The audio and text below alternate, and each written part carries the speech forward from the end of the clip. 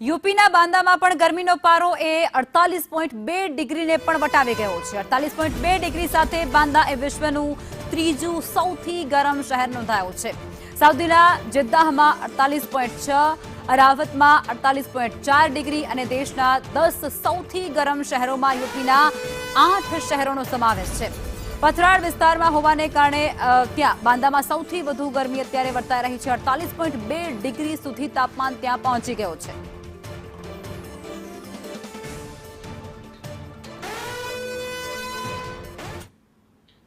અને આજ મુદ્દે સહયોગી કૃષ્ણા અમારી સાથે ન્યૂઝરૂમથી જોડાઈ ચૂક્યા છે।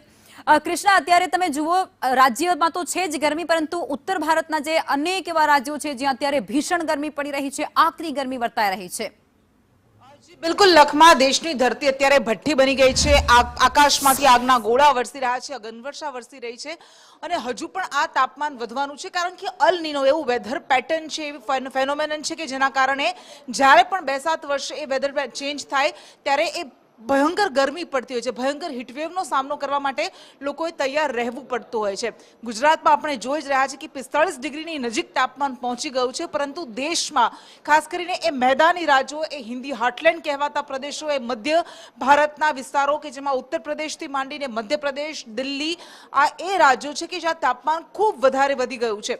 ઉત્તર પ્રદેશમાં, જેમાં હમણાં આપણે વાત કરી કે દેશના સૌથી 10 ગરમ શહેરમાં 8 શહેરો એ ઉત્તર પ્રદેશના છે અને દિલ્હીમાં તો રાજધાની દિલ્હીમાં તાપમાન 47 ડિગ્રીને પાર પહોંચી ગયું છે। એટલે તમે કલ્પના કરો કે દિલ્હીવાસીઓની હાલત આટલી ભયંકર ગરમીમાં કેવી થઈ ગઈ હશે। એ અત્યારે બહાર ન નીકળી શકે બપોરના સમયે, એટલી ખરાબ હાલત પહોંચી ગઈ છે। અને આ બધા વચ્ચે યુપીનું બાંદા 48.2 ડિગ્રી તાપમાન પહોંચી ગયું છે। રણ પ્રદેશમાં જેવી હાલત હોય એવી હાલત અત્યારે યુપીના બાંદામાં થઈ રહી છે।